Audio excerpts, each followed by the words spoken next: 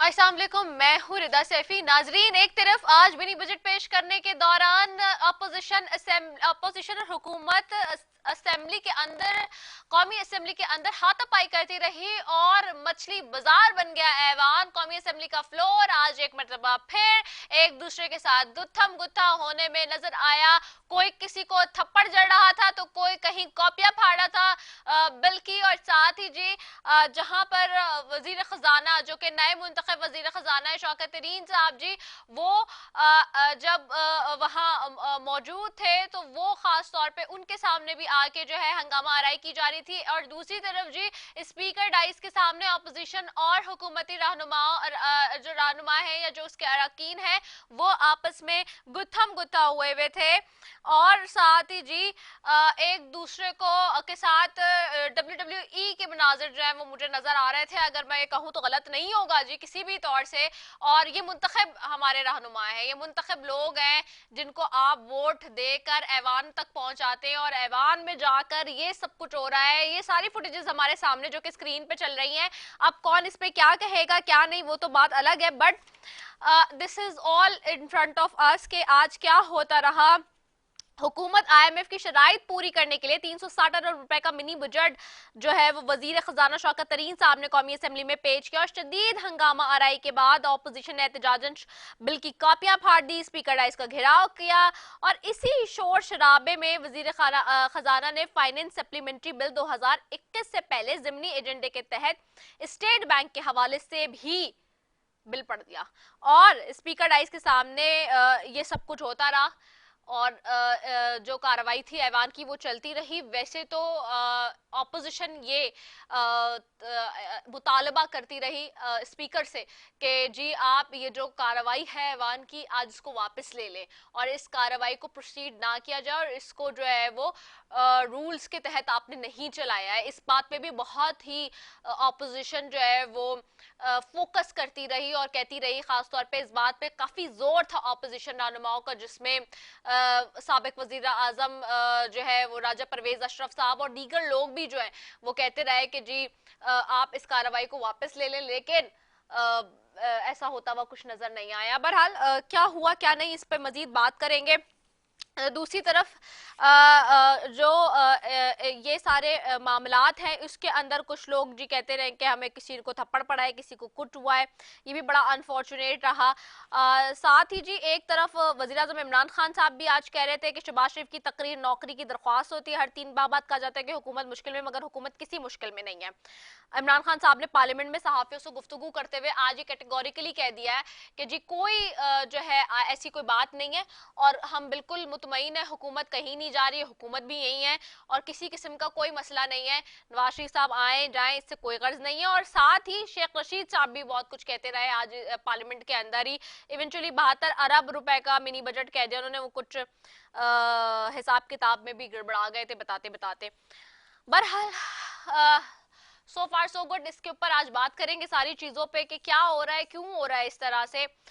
जाती हूँ मैं जी अपने पैनल की तरफ। मौजूद पैनल में गेस्ट मौजूद हैं। आज सबसे पहले जी मौजूद हैं शाहिदा रहमानी साहिबा हैं, पीपल्स पार्टी से मेंबर कौमी असेंबली। उनको खुशामदीद कहती हूँ। बहुत शुक्रिया शाहिदा बाजी, thank you so very much for joining us. साथ ही ज्वाइन कर रहे हैं जी डॉक्टर निसार चीमा साहब हैं, मेंबर कौमी असेंबली हैं मुस्लिम लीग नून से। उनको भी खुशामदीद कहती हूँ। बहुत शुक्रिया डॉक्टर साहब, thank you so very much for joining us. साथ ही ज्वाइन कर रहे हैं अकरम चीमा साहब हैं, मेंबर कौमी असेंबली है पाकिस्तान तहरीक इंसाफ से। बहुत शुक्रिया अकरम चीमा भाई, thank you so very much for joining us. आप तीनों मौजूद मेहमानों को खुशामदीद कहती हूँ प्रोग्राम में। सबसे पहले तो शाहिदा रहमानी साहिबा की तरफ चले जाती हूँ। शाहिदा बाजी क्या हुआ, शगुफ्ता बाजी ने आज थप्पड़ जड़ दिया गजाला सैफी बाजी को और वो आज बड़ा रो भी रही थी सारे टीवी चैनल्स पे जब आ रही थी और कही थी मेरी उंगली फ्रैक्चर हो गई है। ये बजट पे बात करनी थी या एक दूसरे के साथ WWF शुरू कर देनी थी? बहुत शुक्रिया रिदा। देखिए सबसे पहली बात तो कि मैं वहां मौजूद थी, आप तमाम अपने हाँ क्लिप्स में भी देख सकती हैं। हाँ हाँ, मैं देख रही हूँ आप हम साइड में खड़ी हैं उनके साथ। हाँ जी। देखिए हम एहतिजाज कर रहे थे, जो हमारा हक है, क्योंकि इस वक्त हम मुल्क की मईशत जो है वो दाव पे लग चुकी है। बदकिस्मती से आप ये देखें कि स्टेट बैंक की जो अकाउंटेबिलिटी है वो उसको खत्म करके उसे आईएमएफ के हैंड ओवर कर दिया गया है। जो आईएमएफ के गवर्नर को बैठाया गया था, आईएमएफ के मुलाजिम, वो आपने देखा होगा कुछ वीडियोस, कुछ स्टेटमेंट इस तरह के आपने देखे होंगे कि इसकी हकीकत क्या है। और यही वजह है कि आज अपोजिशन सरापा एहतजाज थी, और ये हमारा हक है कि हम डाइस पर जाएं, हम मिनिस्टर फाइनेंस मिनिस्टर के सामने जाके एहतजाज करें। ये माजी में भी होता रहा। मैंने ये देखा कि शगुफ्ता जुमानी साहिबा की तरफ वो बढ़ रही थी और एक एमएनए मेरी तरफ भी बढ़ी। मैंने कहा आप मुझे हाथ ना लगाएं, हम अपना एहतजाज कर रहे हैं। तो दूसरी तरफ गजाला सैफी को उन्होंने कहा कि आप देखें तमीज के साथ हम एहतजाज करें, मुझे हाथ नहीं लगाएगा, बदतमीजी बर्दाश्त नहीं है। ये मैंने खुद सुना और मैंने खुद देखा। मुझे एक्सपेक्ट नहीं था, गजाला सैफी एक पढ़ी लिखी खातून है और मैं समझती थी कि इस तरह की हरकत इनसे कम से कम मुझे उम्मीद नहीं थी। आज बहुत अफसोस हुआ कि जब उन्होंने थप्पड़ शगुफ्ता को मारा और फिर ये शोर मचाया कि मुझे मारा गया।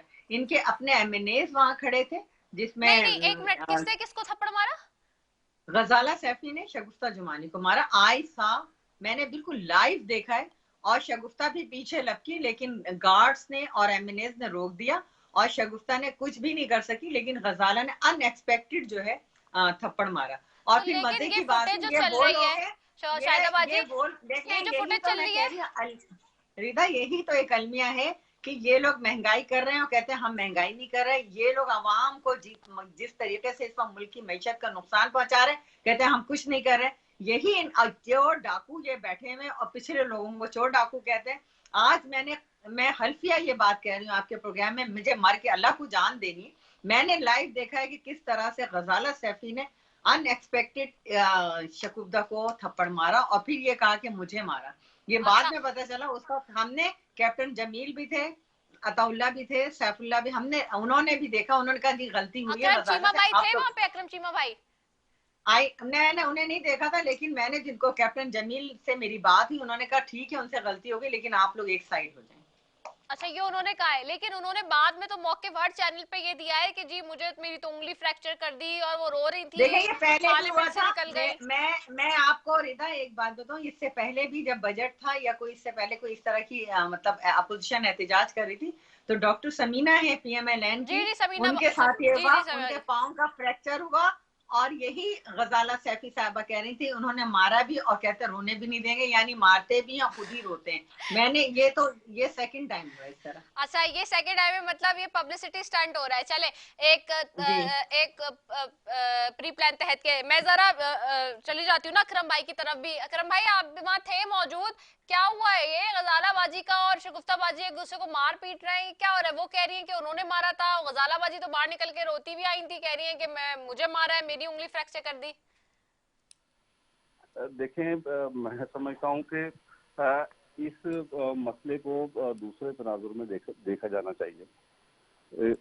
जिस तरीके से अपोजिशन ने गुज़श्ता 2-3 दिन से शोर मचाया हुआ था, हम बिल पेश नहीं करने देंगे, हम ये नहीं करने देंगे, हम वो नहीं करने देंगे, और जिस वक्त उन्होंने आके असम्बली के अंदर ये चीज़ देखी कि जो गवर्नमेंट के अरकान हैं उनकी तादाद भी पूरी है माशाल्लाह से, और हम कुछ नहीं कर पाएंगे, तो उनके लीडरान जो कमरों में पीछे बैठे हुए इंतजार कर रहे थे अपने अरकान के पूरे होने का, तो वो अपोजिशन के अपने अरकान जब उनको पूरे होते नहीं दिखाई दिए तो वो अपने घरों से ही नहीं निकले।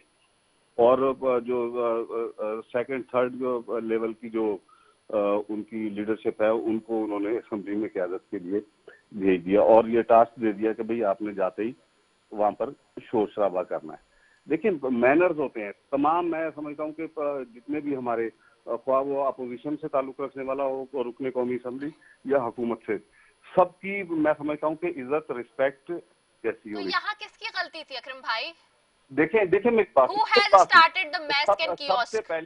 सबसे पहले जो सामने वजीर खजाना शौकत तरीन बैठे हुए थे, असद उमर बैठे हुए थे, शाह महमूद कुरैशी बैठे हुए थे, ये तमाम अपोजिशन अरकान अपने पंफलेट लेके उनकी के सामने आ गए, जो कि बिल्कुल मैं समझता हूँ कि असम्बली रूल्स की सरासर खिलाफ वर्जी है कि अगर आप अपोजिशन ने एहतजाज करना है तो वो सिर्फ अपनी साइड पे रुक के एहतजाज अच्छा कर चले, सकते वो हैं। मुंह जुबानी उनका कर रहे काम थे, नहीं था फिर कि वो हाथापाई डायरेक्ट किसने की? इंस्ट्रक्शन करें उन हुकूमती अरकान के साथ जो सामने बैठे हुए थे, और आके उनके साथ तूफान बदतमीजी बर्पा कर दिया गया।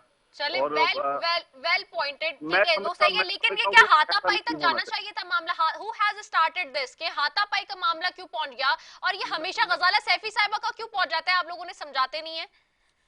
नहीं नहीं, मेरी बात सुने। मैं समझता हूँ कि मेरी दोनों बहनें, क्योंकि दोनों का ताल्लुक मेरे शहर से है और मेरे लिए बहनों का दर्जा रखती हैं, ये मामला इस तरह नहीं होना चाहिए था जिस तरह से वहां पर हुआ।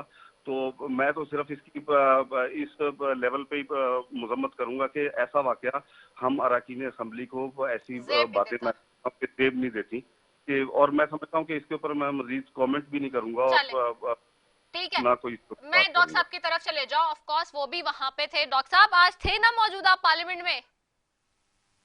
जी मैं उधर मौजूद तो था, लेकिन ये है कि मैंने जिस तरह हमारी बहन शाहिदा रहमानी ने लाइव देखा वो मैं लाइव नहीं देख सका जी। अनफॉर्चुनेटली वो मैंने लाइव नहीं देखा, लेकिन मैं ब्रदर मकरम चीमा साहब की बात से इत्तेफाक करता हूँ कि ये वाकया है, जो अफसोसनाक वाकया हुआ, ये नहीं होना चाहिए था। ये मुझे नहीं पता जिसकी भी गलती है, जो भी जिसने भी किया है, ये बहुत गलत है। बहुत गैर पार्लिमानी रवायात जो है जन्म ले रही हैं। हमें देखें ये कि ये सिर्फ यानी जो कोई गैर शाइस्ता लफ्ज इस्तेमाल करता था हम कहते थे गैर पार्लिमानी जुबान है। अब ये है कि ये 10 दराजी तक और हाथापाई तक ये मामला जा पहुंचे, तो ये तो बहुत ही अफसोसनाक है। तो हम ये है कि पूरी कौम को, हम जाहिर है कि उसके उनके नुमाइंदे हैं, हम पूरी कौम को क्या दिखा रहे हैं और किस तरह का हम देखे। हमें तो जो मेंबरान असेंबली है उनको, मेंबरान असेंबली को तो रोल मॉडल होना चाहिए। और ये है कि पूरी कौम के लिए और नौजवान नस्ल के लिए बिलखसूस, तो हम लोगों को क्या सिखा रहे हैं, क्या दिखा रहे हैं, किस तरह की ट्रेनिंग हम कर रहे हैं, ये बहुत ही अफसोसनाक है।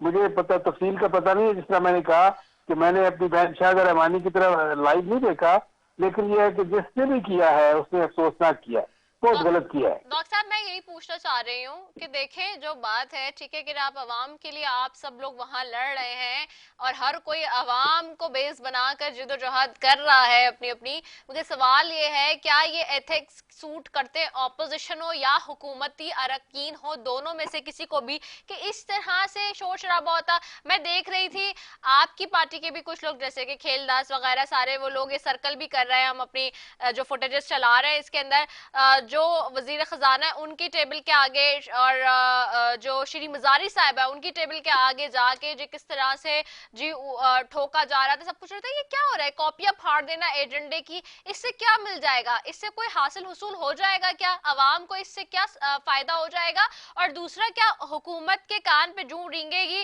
हुकूमत तो वैसे ही तैयार हो गई है जी, फुर्तियां लगा रही है अपने इत्तेहादियों के साथ फिर से मिलके इसको पास कराने की। देखिए ये दोनों चीजें, जिस तरह मैंने कहा कि मैं ब्रदर मकरम चीमा साहब की बात को सेकंड करता हूँ। उन्होंने बिल्कुल सही कहा कि ये बहुत ही अफसोसनाक है, हमारी दोनों बहनें हैं और जिसकी तरफ से भी ये जाती है गलत, बहुत गलत है। और हमें यह है कि अपनी बेहतर रवायात को बेहतर अंदाज में सेट करना चाहिए। आला पार्लिमानी रवायात हुआ करती थी हमारी असेंबलीज की, हम उनको यह है कि बहुत उनकी पामाली हो रही है और हम कौम के सामने बहुत ही गलत पिक्चर पेश कर रहे हैं। और ये जिस तरह मैंने कहा कि हमें कौम की जो ट्रेनिंग हमें करनी चाहिए, कौम को जो दिखाना चाहिए, कौम को सिखाना चाहिए, बदकिस्मती से हम वो नहीं कर पा रहे। तो डॉक्टर साहब मैं तो यही आप लोगों से मेरा सवाल है, ऐवान में तो आप लोग बैठे मुंतखब होके, तो आप लोग गए, ये काम तो सारे आप लोग करें। उस मैटर को भी छोड़ दें, चले गजाला सैफी साहिबा वाला और अभी शायद उधर शगुफ्ताबाजी वाला मैटर छोड़ भी दें, लेकिन सवाल यही है कि ये आप अब उसके अलावा जो कुछ हो रहा था आज पार्लियामान में, क्या वो होना चाहिए? वो उसकी बात ये है रिदा, तो देखे हुकूमत जो है अपनी अदबी अक्सरियत की बिना पर अगर बुलडोज करना चाहे पार्लिमानी रवायात को पामाल करके, एक सिर्फ IMF को खुश करने के लिए, इस तरह ये पहले को क्या आवाम के ऊपर बोझ कम है? क्या आवाम की कमर नहीं तोड़ दी उन्होंने? आप लोग बायकॉट क्यों नहीं कर देते? फिर आप लोग बायकॉट कर देना, पहले भी तो बायकॉट किए ना आपने चीजें, बायकॉट कर दे। गुजारिश सुन ले कि बात यह है कि क्या आवाम के ऊपर पहले महंगाई बेरोजगारी के बाम इन्होंने कम कराए हैं? आपको कसर रह गई थी? अब ये इस तरह का सिर्फ IMF को दिखाने के लिए, उसको खुश करने के लिए उसके मुतालबात ये पूरे कर रहे हैं। और फिर ये है कि देखें एक और बात जो है कि आप स्टेट बैंक को आप ये गिरवी रख रहे हैं, आप ये कि एक जैसे होते फाइनेंशियल कॉलोनी बनना चाहते हैं। IMF की आपको ये नहीं, जैसे होता है कि माली नौ आबादी, ये एक फाइनेंशियल कॉलोनी ना बने, पाकिस्तान को इस तरह ये कि उसको गुलामी के जंजीरों में ना जकड़े। बात यह है कि ये मैं समझता हूँ इस मामले में ट्रेजरी बेंचेस हों या ऑपोजिशन के लोग हों, सबकी राय ये मैं आप पूछ ले किसी से, सब ये चाहेंगे कि पाकिस्तान की माली खुद मुख्तारी कायम रहनी चाहिए, पाकिस्तान की खुद मुख्तारी पे हरफ नहीं आना चाहिए, हमें IMF की सारी शराइत नहीं माननी चाहिए। देखिए हम भी IMF के पास गए, लेकिन हमने उसका ट्रिकल डाउन इफेक्ट अवाम पे नहीं होने दिया, ना हमने उनके नाजायज जो है नारवा मुतालबात हमने माने। ठीक है, अब चले अब मैं जरा नंबर्स पर आ जाऊं ना। रही है। चले चले अब बिल पर आ जाते, फाइनेंस बिल पे जो पेश किया गया है। शायद जी आपकी तरफ आती हूँ, अब ये बताएं कि एतराजात कहाँ कहाँ पर हैं, क्योंकि देखें अब इसको मैं जो पढ़ रही थी आज खास तौर पे, इसमें 150 अशिया पर सेल्स टैक्स बढ़ाने की तकरीबन 150 अशिया पर सेल्स टैक्स बढ़ाने की तजवीज़ की गई है, और साथ ही जी इंपोर्टेड फूड आइटम्स पर छूट खत्म होने से 215 अरब रुपए का इजाफी बोझ पड़ेगा, ये कह रहे थे शौकत तरीन साहब। फिर bakery items, branded food items पे GST छूट वापस लेने की तजवीज़ की है। तो वो ये कह रहे हैं कि ये सारी चीज़ें जो है, हुकूमत का मानना ये है कि ये वो सारी चीज़ें जो कि डायरेक्टली एलीट क्लास से बिलोंग करती हैं, तो वो लोग जो इनको इस्तेमाल करेंगे वो ये अफोर्ड कर सकेंगे तो करेंगे, इसका डायरेक्टली जो इम्पैक्ट है वो लोअर मिडिल क्लास या मिडिल क्लास के ऊपर नहीं जाएगा।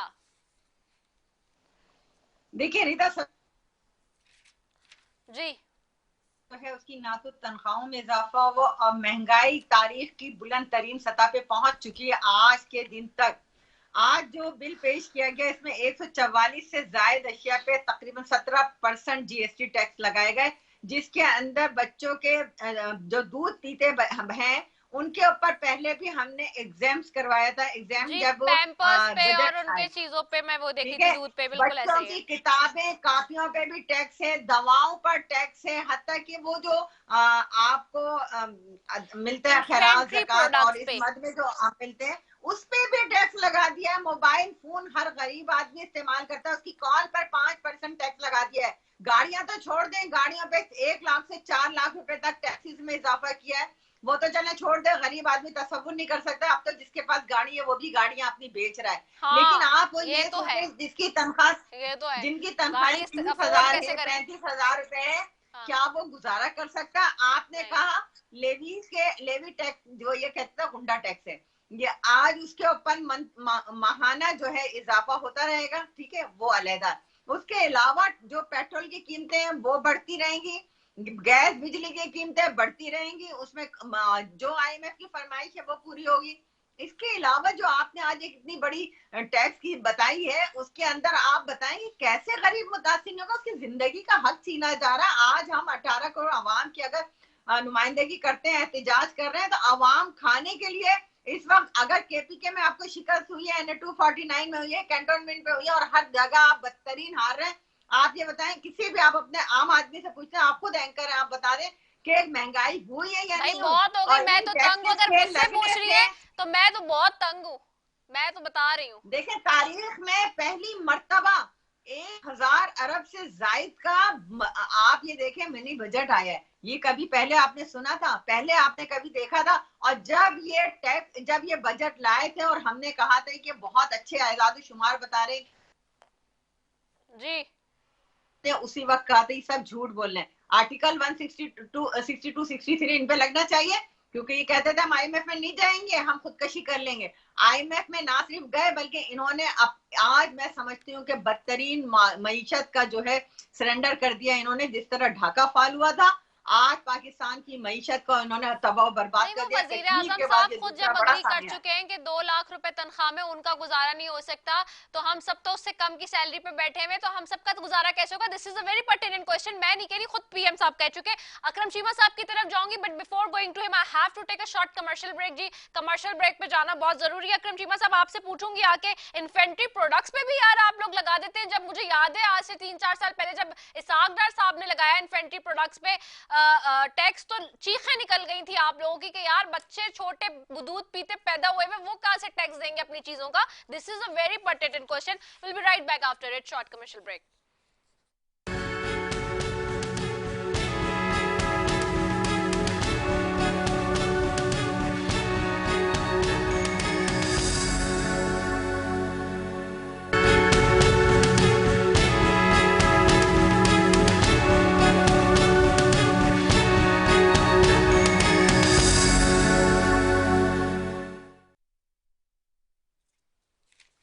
वेलकम बैक नाजरीन, और ब्रेक पे जाने से पहले हम बात कर रहे थे कि जी क्या सेल्स क्या टैक्सेस की छूट है या क्या टैक्सेस लगाए गए हैं। मजीद भी अकरम चीमा भाई की तरफ जाऊंगी। अकरम भाई, आवाज आपको आ रही है मेरी? जी आपकी तरफ मैंने आना है। इन्फेंट्री प्रोडक्ट्स पे भी लगा दिया हमने टैक्सेस, ये क्या क्या है? और एक तो तरफ हम ये कह रहे थे, मतलब यानी कि शौकत तरीन साहब ये कह रहे थे कि नहीं जी इसका जो इन टैक्सेस का जो बोझ है या उनका जो इम्पैक्ट है वो आम आदमी पर नहीं आएगा। आप लोग की मेरे ख्याल से मुलाकात भी हुई है इस इजलास के बाद आज के पार्लियामेंट की फाइनेंस मिनिस्टर से, तो क्या कहा गया है, क्या हुआ है? अकरम चीमा साहब, आवाज आ रही है आपको मेरी? अच्छा, अकरम भाई की ही लाइन ड्रॉप हुई है। ओके, चले मैं इसके ऊपर मजीद भी आती हूँ। मैं जरा निसार चीमा साहब की तरफ जाती हूँ ना। मीनवाइल निसार चीमा साहब, आपको आवाज आ रही है मेरी? बिल्कुल आ रही है जी। अच्छा निसार चीमा साहब, ये जो टैक्सेस हैं थोड़े से इसके ऊपर भी बात कर लेते हैं। इम्पोर्टेड फूड आइटम्स पर टैक्स छूट खत्म कर दी है। अद्वियात बनाने के लिए इस्तेमाल होने वाले खाम माल पर टैक्स छूट खत्म करने पर बैरून मुल्क से मंगवाए जाने वाले पालतू जानवरों, परिंदों वगैरह पर वापस ली। काफ़ी सारी चीज़ें हैं जो कि मैं इसमें देख रही हूँ। आप ये बताएं कि इसके ऊपर हुकूमत को किस तरह से राज़ी करेंगे आप लोग के ये मिनी बजट जो है वो पास हो, क्योंकि इत्तेहादियों के साथ इस वक्त हुकूमत फिर से अपने तेज़ राब्ते बढ़ा दिए, और अगर इत्तेहादियों के साथ सो फार उनके राब्ते तेज़ हो गए हैं और वो उनकी बात मान लेते हैं इस दफ़ा भी, तो फिर आप लोग कहाँ खड़े होंगे? मुझे ये फरमाया रिदा कि इससे ज्यादा बेइज्जती भी हो सकती है कि गरीब मरीजों के लिए देखें जो मेडिसिन बनती है उनके लिए रॉ मटीरियल बाहर से आता है तो उसके ऊपर भी छूट खत्म कर दी। अंदाजा कर लें कि ये किस तरह की बेस हुकूमत है। इनकी नालायकी तो पहले ये है कि वो मशहूर थी, बाद में चांदी भी मशहूर थी, अब ये है कि बेइज्जती भी इनकी बिल्कुल अयां हो गई है। अवाम के दुख दर्द से इनको कोई ताल्लुक नहीं है, कोई एहसास नहीं है। और ये कि देखे जैसे होते ना कि ये सीने में पत्थर का दिल है शायद, ये या दिल है ही नहीं है। किस तरह के लोग हैं कि अवाम के ये ना उनको उनके दुख का एहसास है ना उस बोझ का एहसास है जो उन्होंने उन पे लाद दिया है महंगाई की शक्ल में। और ये कि देखिए मैं आपको बताऊं कि अवाम का गमो गुस्सा जो है ना वो हर ये गुजरते दिन के साथ बढ़ता जा रहा है। और इसके आप बिल्कुल आप उसका इजहार देख रहे हैं जब भी अवाम को मौका मिल रहा है, जिमनी इलेक्शन हो, कैंटोनमेंट बोर्ड की इलेक्शन हो या केपी की बल्दियाती इलेक्शन हो, अवाम का गुस्सा बिल्कुल साफ जाहिर हो रहा है। और मैं आपको ये बता दूं और जरा मेरी बात याद रखिए कि आइंदा इलेक्शन में अवाम ने बिल्कुल इनको निशान इबरत बना के रख देना है पीटीआई को। ये पीटीआई की सिर्फ पहली बार नहीं थी, ये इंशाल्लाह आखिरी बार भी होगी। ठीक है, अकरम चीमा साहब की तरफ जाती हूँ, वो वापस आ गए। अकरम भाई, आवाज आ रही है आपको? जी मेरा सवाल आपने सुन लिया था या मैं दोहरा दूं? जी, दोहरा दें। मेरा सवाल यही था, मैं पूछ रही थी आपसे कि इन्फेंट्री प्रोडक्ट्स पे भी टैक्सेस लगा दिए गए हैं। आम आदमी की दवा जिससे बनती है ऑयल से, उस पे भी टैक्स लगा दिया गया है। टैक्स की जो छूट थी वो सारी खत्म कर दी गई है। शौकत तरीन साहब कह रहे थे कि नहीं आम आदमी को इससे कोई फर्क नहीं पड़ेगा, लेकिन डायरेक्टली इम्पैक्ट आम आदमी पर आ रहा है। फिर आप लोग की मुलाकात भी हुई है if I am not wrong after the session आज के, तो क्या बात हुई है शौकत तरीन साहब से? आप लोगों ने पूछा नहीं? आप लोग अपने हलकों में जाएंगे, कैसे जवाब देंगे लोगों को? जी रिदा, देखें इसको ना आपको वसी तनाजुर में मैं समझता हूँ इन चीजों को देखने की जरूरत है। कोई भी अवाम से वोट लेकर आने वाली हुकूमत, कोई भी जो मुंतखब नुमाइंदे हैं, वो कभी भी ये नहीं चाहेंगे कि वो अपना वोट बैंक खराब करें और वो इस तरह के फैसले करें कि जिनसे उनकी पॉपुलैरिटी में कमी हो, उनकी जो अवाम है उनको महंगाई का सामना करना पड़े। देखिए ये सारी तो आज हम उन माइंड्स को उखाड़ने के चक्रों में अभी तक लगे हुए हैं जो हमारी हुकूमत आने से पहले हमारे रास्ते में बिछा दी गई थी। आज हम IMF की अगर डिक्टेशन लेने पे हम मजबूर हैं तो वो उसकी जिम्मेदार पाकिस्तान तहरीक इंसाफ की हुकूमत नहीं है। उसकी जिम्मेदार उन कर्जों की किस्तें हैं जो इस पाकिस्तान के ऊपर लाद दिए गए। और आज हम एक तरफ हमारे सामने अवाम का सामना है और दूसरी तरफ उन कर्जों की किस्तें हमारे सरों पे मंडला रही हैं। उन बिजली घरों के मुआहदे हमारे सरों पे अफरेत बन के मंडला रहे हैं जो कि इस कौम को गिरवी रखे किए गए। तो ये सारी चीजें तो फेस मैं समझता हूँ कि करनी पड़ेंगी और अवाम में इस चीज से बखूबी वाकिफ हैं कि ये किसका किया धरा है और इसकी वजूहात क्या हैं। और पाकिस्तान तहरीक इंसाफ की हुकूमत ने तकरीबन मैं समझता हूँ कि माशी मसाइल पे काबू पाने के हम करीब थे, लेकिन बदकिस्मती हमारी ये रही कि ये कोविड का जमाना आ गया और आप देख रही हैं कि इस वक्त भी जो ओमिक्रॉन का वेरिएंट है उसकी वजह से जो मुल्कों के अंदर पैनिक है, बरतानिया में, अमेरिका में लाखों की तादाद में केसेस बढ़ गए हैं, नए सिरे से दुनिया पाबंदियों का शिकार होने जा रही है। तो ये सारी चीजें भी अपनी जगह पे फैक्ट रखती हैं, जो जिसकी वजह से हमारे जितने भी इम्पोर्ट के बिल हैं वो सारे बढ़ चुके हैं। तो कोई भी मैं ये समझता हूँ कि वोटों के जरिए आने वाली कोई भी हुकूमत कोई भी ऐसा फैसला इंतहाई तकलीफ की हालत में करती है, इंतहाई मजबूरी की हालत में करती है, जिसमें जाके अवाम से दोबारा वोट। अकरम भाई आपकी बात ठीक है, मैं आपकी बात से को रिग्रेट नहीं करी कि जी कोविड की भी परेशानियां थी, दीगर चीज़ें भी थी, लेकिन देखिए दूसरी दीगर दुनिया की जो इकोनॉमीज थी वो उस तरह से बैडली शटेड नहीं हुई कि हम कहाँ 5.8 जीडीपी ग्रोथ से जा रहे थे और कहाँ हम माइनस में आ गए। प्लस आप ये बात कर रहे हैं ठीक है ओके, लेकिन आपको खुद पता है वज़ीर आज़म इमरान खान साहब तो आपके अपने वज़ीर-आज़म आपकी अपनी पार्टी के चेयरमैन भी है ना, ऑपोजिशन के आदमी तो नहीं है ना।